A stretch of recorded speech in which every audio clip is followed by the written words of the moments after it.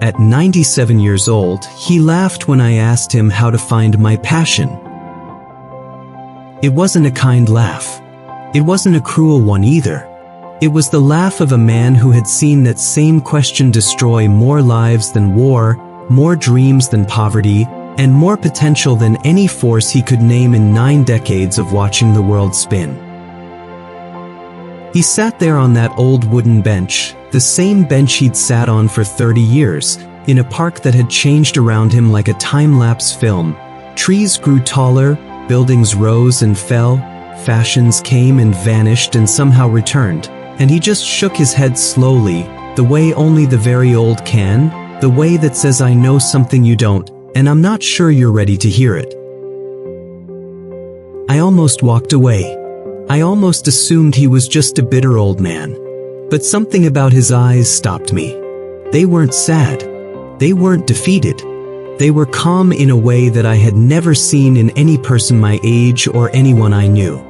They were the eyes of a man who had already answered every question I was still desperately asking. So I sat down next to him, and I listened.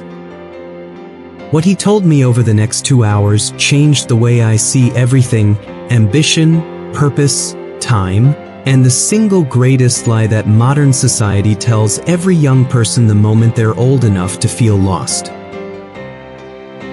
He said this: the most dangerous advice ever given to your generation wasn't about money, politics, or even love.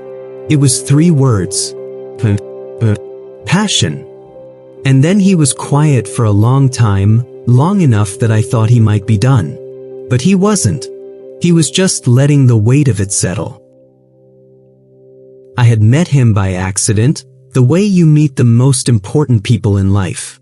I was sitting on that same bench 3 weeks earlier, head down, staring at my phone, burning through another hour of scrolling that I would never get back. He sat down at the other end without asking, which I thought was rude until I realized there was nowhere else to sit. He didn't speak for almost 20 minutes. Neither did I. Then he said, without turning his head, "You look like a man who's waiting for something to happen to him." I didn't answer right away because he was completely correct. His name was Arthur. He didn't offer a last name, and somehow it didn't feel appropriate to ask. He had been a machinist, a father, a widower, a gardener, and in his own words, a professional observer of foolishness, including my own. He had lived in the same city his entire life, and in that time, he told me, he had watched 10 full generations of people chase completely different things and make exactly the same mistake. I started visiting him on Thursdays. He was always there. I began bringing coffee. He began talking. And slowly, over those weeks, he handed me something that no book, no podcast, no motivational video had ever managed to give me. Not a strategy, not a formula, but a story. Dozens of stories. A whole century's worth of evidence about why the way most people chase meaning is broken from the start. He wasn't trying to inspire me. He was trying to warn me.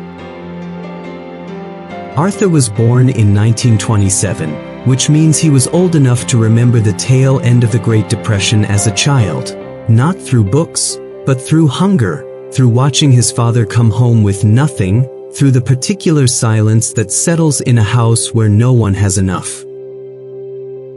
He said the generation that came up through the Depression had one obsession: security. Not passion, not fulfillment. Security. They didn't ask, "What do I love?" They asked, "What will keep us safe?"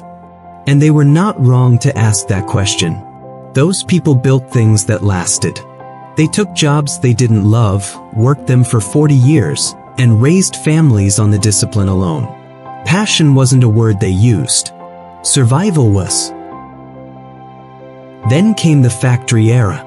Arthur watched his older brothers enter the mills and the plants, part of a generation that believed deeply in physical production, in making something real with their hands, clocking in, clocking out, taking pride in an honest wage. They didn't chase dreams. They built neighborhoods. They created the middle class almost entirely through the willingness to do hard, necessary, unglamorous work. The idea that a job should also be your calling would have seemed absurd to most of them.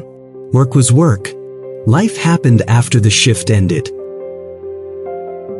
Then the post-war economy changed everything. Suddenly, there were offices.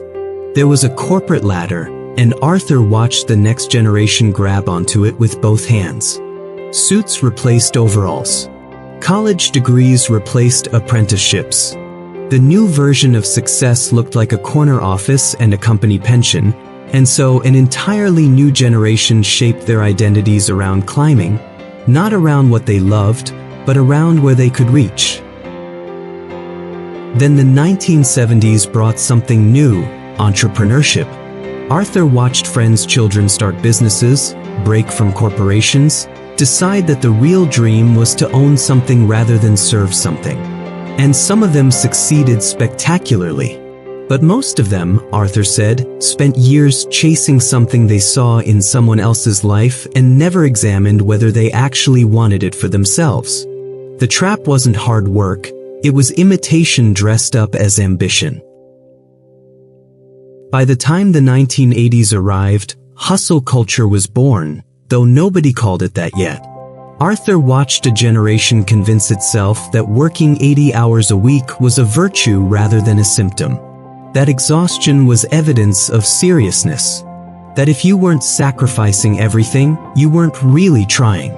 The ones who burned out hardest, he said, were often the most passionate to begin with. Their fire was real. But passion without structure is just kindling. It burns fast and leaves nothing. Then came the internet and then social media, and then Arthur had to work harder to keep up with what was changing. But he kept watching, always watching. He saw a generation of young people decide that fame was a career, that an audience was a business, that the metric of a life well lived was measured in followers and engagement and the particular performance of happiness that algorithms reward. He watched the passion career movement rise, the relentless push to do what you love and monetize your gifts, and he saw what happened to the people who tried. Some thrived, most didn't, and the ones who struggled most weren't the laziest. They were often the most sincere. They had followed the advice perfectly and still ended up confused, broke, and ashamed, as if the failure was something wrong with them rather than something wrong with the advice. Then came the influencer era, the lifestyle sellers, the people whose product was their own curated existence. Arthur squinted at my phone when I showed him what that looked like, and he was quiet for a moment before he said, "So the job is to make people want your life?" And I said yes. And he said, "That sounds like a very lonely way to spend a life, performing joy for strangers while the real thing gets further away." And then, he said, came what he was watching right now, the AI gold rush. A new generation deciding that the new thing, whatever the new thing was the path. That speed and technology and automation were the answer. That the old rules didn't apply. Arthur had heard that before. He had heard it every single decade he'd been alive. And every single time, the ones who ran hardest toward the newest thing without understanding themselves first ended up exactly where they started, just more tired. I asked Arthur when it changed. When did passion become the goal instead of the byproduct? He thought about it carefully, the way he thought about everything, as if the question deserved more respect than a quick answer. He said it was gradual, that there was a moment, somewhere around the 1970s and 1980s, when psychologists and educators and motivational speakers began blending two true ideas into one false one. The true ideas were, 1, that human beings need meaning, and 2, that work takes up most of a human life. The false conclusion they drew was that meaning must therefore come from work, specifically from work that you already feel passionate about before you begin.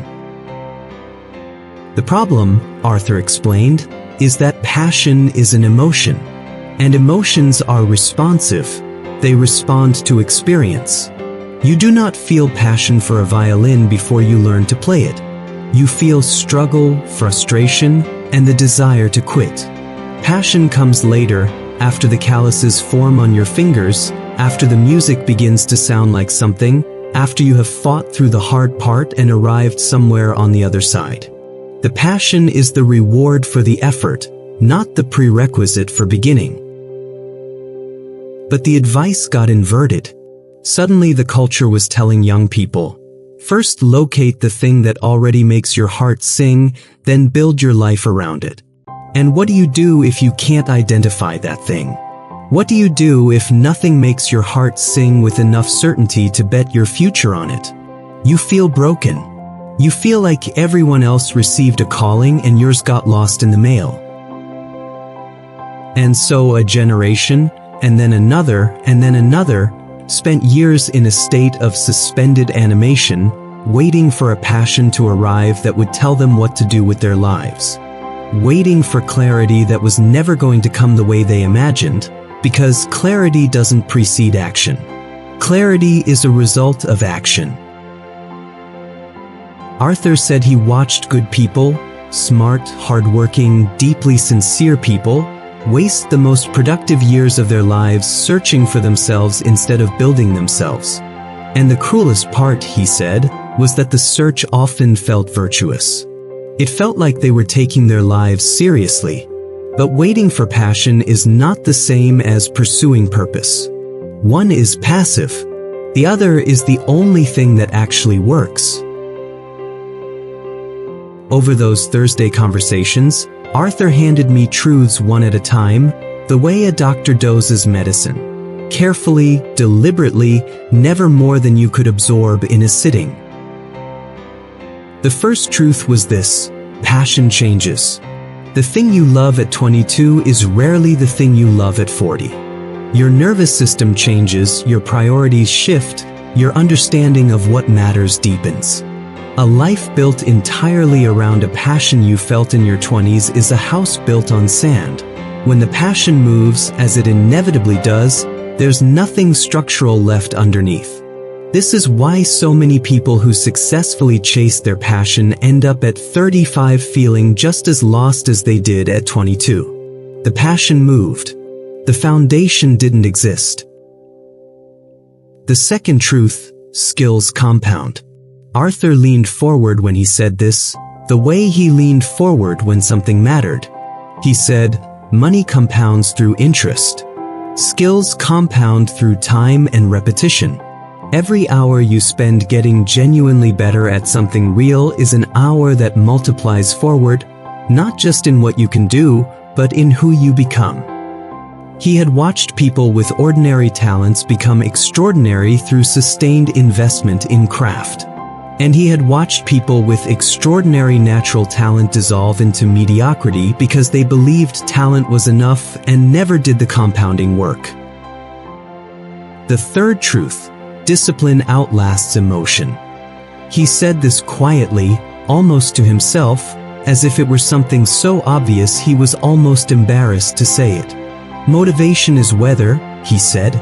Discipline is climate. You don't design your life around what the weather will be on any given morning. You design it around the climate, around the consistent conditions you choose to build. The most reliable people he had ever known were not the most inspired. They were the most disciplined. They showed up when they didn't feel like it, and that consistency, compounded across years, produced results that inspiration alone never could. The fourth truth landed quietly but hit the hardest. Purpose grows after commitment. You do not find your purpose. You build it, slowly, through thousands of decisions to stay committed to something larger than your current feelings. Arthur had never once felt a grand calling. He had felt small obligations. A responsibility to his family. A duty to do his work well. A desire to improve something specific by some small amount each day. And those small obligations, honored consistently over decades, had become something that felt indistinguishable from purpose. Not because he discovered it, because he built it. The fifth truth followed naturally. Mastery creates passion.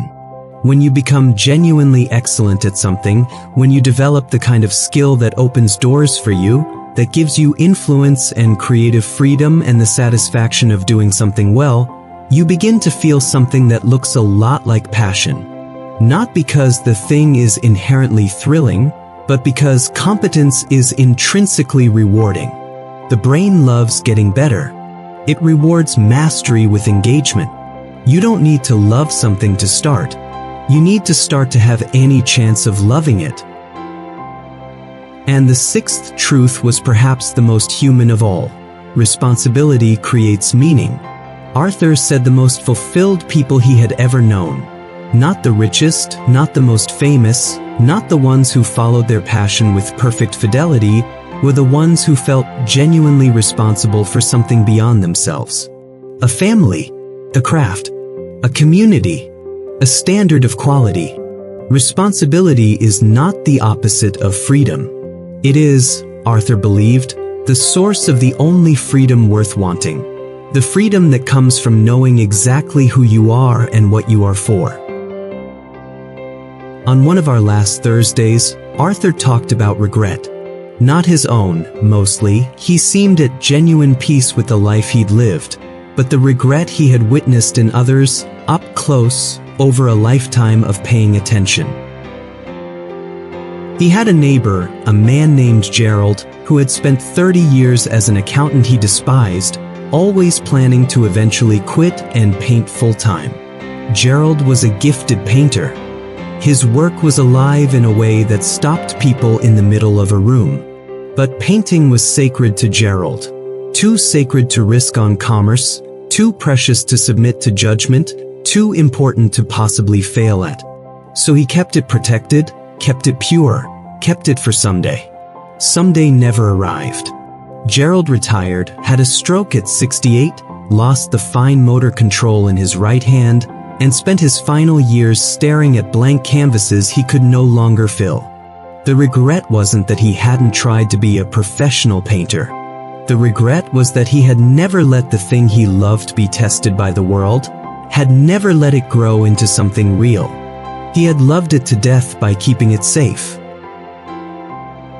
He had a daughter in his extended family who had done everything right. Followed her passion for wellness and nutrition straight into a business that consumed her entirely. She was successful by every external measure: revenue, recognition, a brand that thousands of people trusted. But she had built the business so entirely around her personality and passion that when the passion cooled, as it always does, there was nothing structural underneath. When she tried to step back, there was nothing left of the business that wasn't her. It had been built on feeling, not on systems. It collapsed, slowly, the way things collapse when their emotional foundation shifts. She was 41 and starting over in an industry she no longer loved, uncertain who she was outside of an identity she had outgrown. And then there was the younger generation, the ones Arthur had watched through the years of social media. Kids who had built audiences, built platforms, built followings, real things, real influence, but who had never developed a skill underneath the performance. When the algorithm changed, or the attention moved on, or the platform evolved in a direction that didn't suit them, they had nothing left. Not because they hadn't worked hard, because they had built on sand. The performance was the product, and the product had a shelf life they hadn't planned for. The most consistent regret Arthur observed was not the regret of trying and failing. It was the regret of waiting, of spending years in preparation for a life that never actually began, of believing that the right conditions, the right inspiration, the right moment of clarity was just around the corner, just a few more months of figuring things out, and then looking up and realizing that decades had passed and the corner had never been turned. In our final Thursday together, it was October, the leaves had turned, The park smelled like something ending and something about to begin. Arthur gave me the practical part. He said he wasn't interested in leaving me with just wisdom. Wisdom without a plan was just comfort, and he had seen enough comfortable people waste their lives to know that comfort wasn't the point. He said, "Stop asking what you're passionate about. Start asking what you're willing to be bad at for a long time. Because whatever you're willing to suffer through learning, to endure the embarrassment of being a beginner, to tolerate the frustration of being slow to improve, to keep showing up even when the feedback is hard, that is a much better signal of where you should invest your life than any feeling of excitement, which can come and go with the weather." Inventory your skills honestly, not the ones you wish you had, not the ones other people told you that you had, the real ones, the things you actually do better than most people around you, the things that come more naturally to you than to others, the things you have already been doing for years without being asked. Those are not accidents. Those are data. Start there. Build there. Passion is more likely to arrive in a place you're already good at than in a place you've never visited. Choose contribution over expression. Most passion chasers are thinking about what work will do for them, how it will express who they are, how it will fulfill them, how it will make them feel alive. Flip that entirely. Ask instead what you can do for someone else. What problem can you solve better than it's currently being solved? Where does the world need something real that you are positioned to provide? The shift from self-expression to service sounds small, but it changes everything. It moves you from consumer to producer, from someone waiting to be fulfilled to someone actively creating value.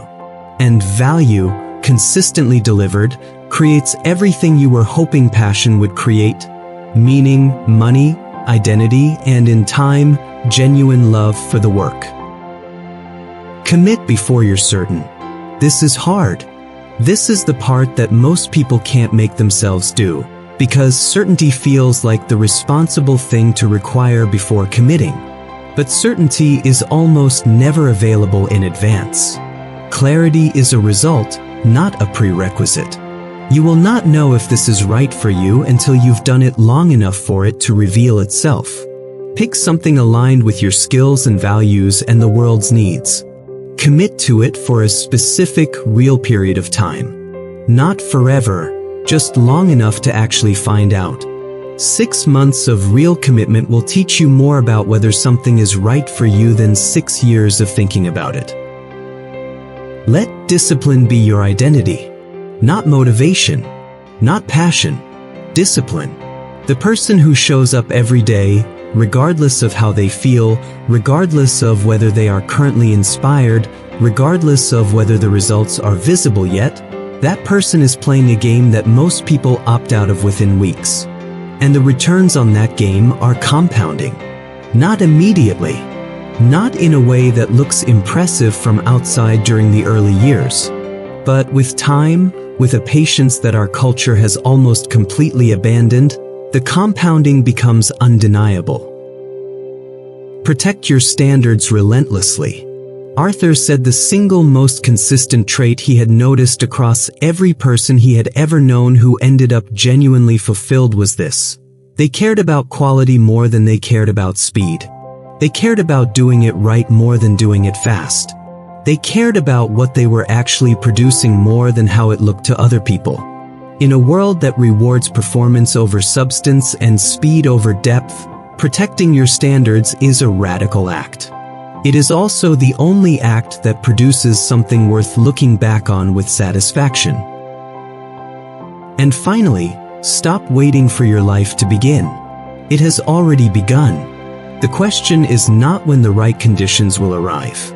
The question is what you are doing with the conditions you have right now, today, with the skills you currently possess, in the circumstances you are currently in. Every day you spend in preparation for a better version of your life is a day your actual life passes without you in it. That last Thursday, as the afternoon light turned golden and the park grew quiet, I asked Arthur the question I had been afraid to ask since the beginning. I asked him if he was happy. If looking back across all those decades, all those generations he had watched, all those lives and regrets and hard truths, he felt that his own life had been well spent. He was quiet for longer than usual. A couple walked by with a stroller. A dog barked somewhere in the distance. The leaves moved in a wind that smelled like the beginning of winter. Then he said, "I built things that lasted. I took care of people who needed taking care of. I got good at things that mattered. I showed up every day when it would have been easier not to." And somewhere in the middle of all of that, not at the beginning, not because I planned it, but somewhere in the middle, I found out who I was. He paused. I didn't find my passion. My passion found me, but only because I gave it somewhere real to land. I walked home that evening with something I didn't have a word for. Not inspiration exactly. Not motivation. Something quieter and more durable than both. A kind of permission. Permission to stop searching for the thing that would finally make everything make sense, and instead to begin, imperfectly, without full certainty, without a guarantee, to build something real. Arthur died the following February. I found out from the park groundskeeper, who said Arthur had been coming to that bench for over 30 years.